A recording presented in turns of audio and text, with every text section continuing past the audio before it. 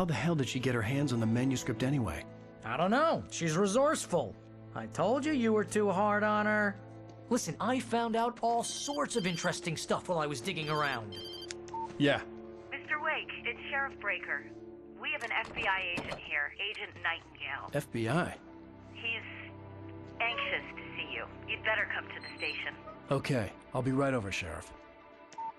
Let's make this quick, huh? Help you folks? Name's Randolph. I'm the manager. We're looking for Rose. Works as a waitress down at the diner? Rose, sure. Nice girl. Who wants to know? I'm Alan Wake. The writer, huh? I heard on the radio you were visiting. Well, I'll show you her trailer. That Rose, she's a nice girl. Always pays her rent on time. As I was saying, Al, I found all sorts of weird stuff from the local newspaper's archives. This place is crazy. Disappearances, mysterious deaths, urban legends come true, and get this, most of this stuff takes place around Cauldron Lake. Well, you ain't wrong, mister. The Indians thought the lake was a doorway to the underworld.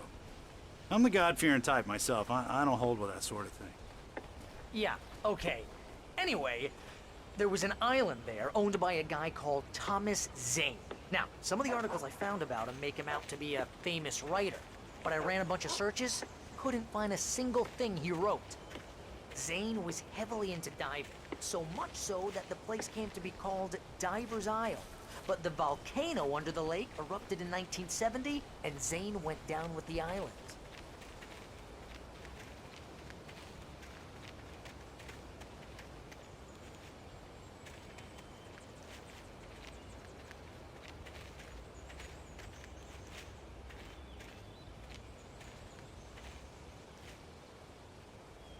It gets better. A local girl, Barbara Jagger, drowned in Cauldron Lake just a week earlier. They were lovers. Sure, Jagger's a local spook story. The Scratching Hag comes for you in the dark. Childish stuff like that. Anyway, Al, I'm just getting to the best part. All of the articles about this stuff were written by Cynthia Weaver. I asked around, and she's that crazy bag lady you met. What, the lamp lady? She can be a little loopy, but she's not homeless or anything. Yeah, anyway, she knew both Jagger and Zane before they both died, and she had some kind of a breakdown.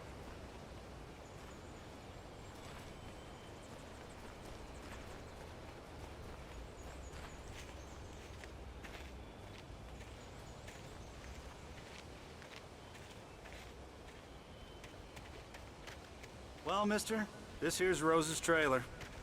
You mind me asking what you want with her? We're just here to talk to her, pal.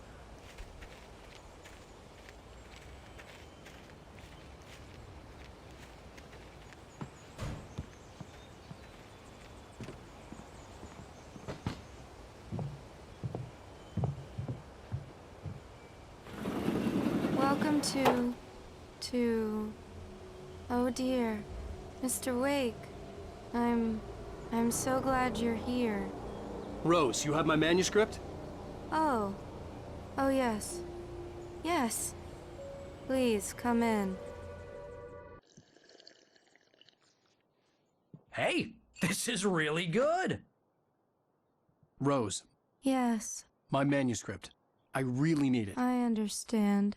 I know what you need. A muse to inspire you. Oh, for Barry.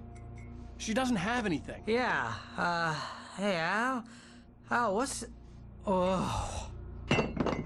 Barry! What? What?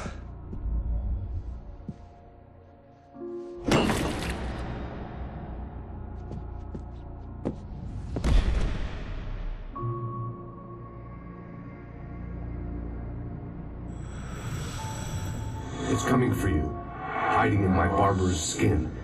I'm too weak to stop it. You must turn the lights on. I promised I'd come visit you and your lovely wife. You must finish what you started. I insist. You must turn the lights on. Turn the light on.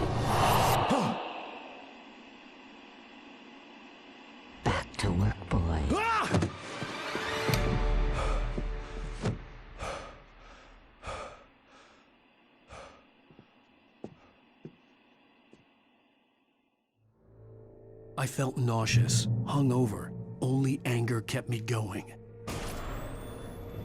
I can't tell reality from dream anymore, but it seems I have an imaginary editor to help me. She's an old woman in a funeral dress. I call her Barbara Jagger. She's very strict. I'm writing faster and faster. My manuscript is being heavily revised. The edits are getting very aggressive, and each day there's less of me and more of her. I hate it, but I know she's right. She promises me I can save Alice this way. She knows more of this than I do. About the complex incantation I'm attempting. About this place. She's worked with another writer under similar circumstances, Thomas Zane. The genre of the story seems to be shifting. It's turning into a horror story. I'm getting close. I can feel it.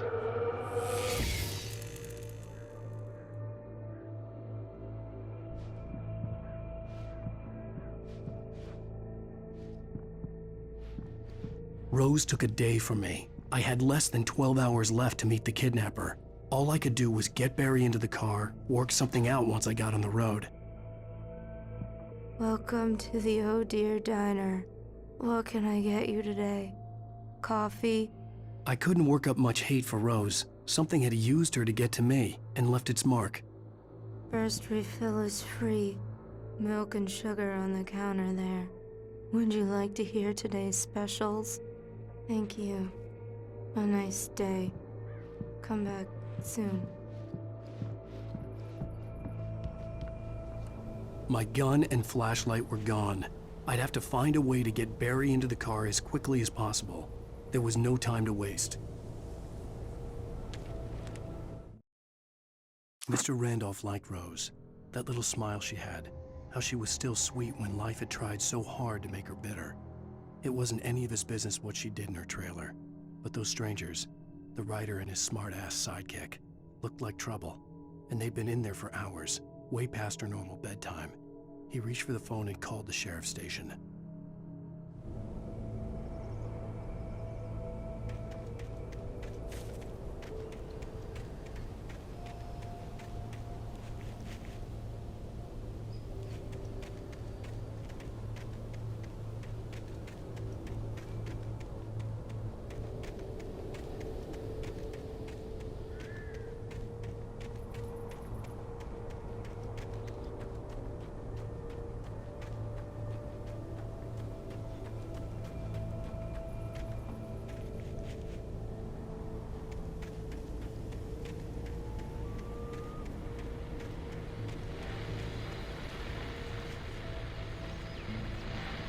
I just stepped outside to catch a breath of fresh air. Let me tell you, the weather's getting heavy. Nights like this make me especially glad I'm here talking to you and not home in bed. Once the weather takes a turn like this, I can't sleep at all. It's all tangled bed sheets and dark thoughts, punctuated by the occasional plunge into nightmare. Is it just me? Well, perhaps it is. But I hope I can make the night a little bit easier to get through. Caller, you're on KBF FM. Hey, Pat, it's Walt Snyder. What's on your mind, Walt? Well, I am the way you are, but, I can't sleep either, you know? I just been staring out the window here, trying to make sense of it all, but, I ain't been drinking either, you know, Well, you sound like a man with a problem, Walt. I had argument with Danny, and, then I got in trouble with the law, and, I'm just, I heard something like that, Walt. yeah, well, Danny's my best friend, and, they let me out on bail today, and now I'm just alone here at the window, waiting. Man, and there's something in the air tonight, man. I was just outside looking up at the sky above our broadcast tower thinking the same thing. What are you waiting for, Walt? I don't know. Something's gonna happen. I think I better go. Well, Walt, maybe... No, thanks, Pat. Well, good luck to you, Walt. Hang in there. Let's take a little break, folks. This weather's really something else, huh? can I be sure you will walk away? Why'd you love deception? Love me this way.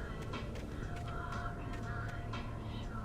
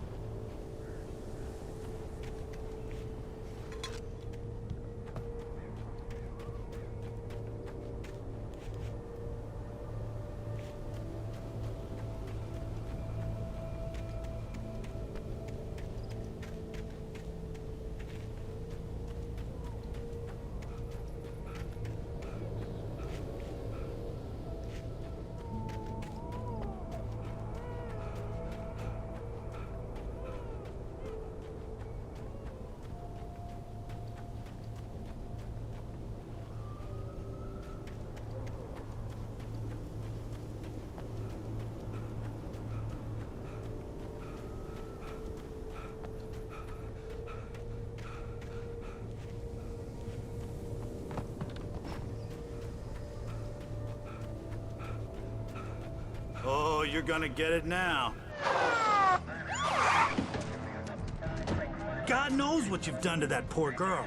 This is Agent Nightingale, FBI! Get him up, Hemingway! You're under arrest! You move a muscle, I'll unload right in your goddamn face! Stay right where you are, Spillane!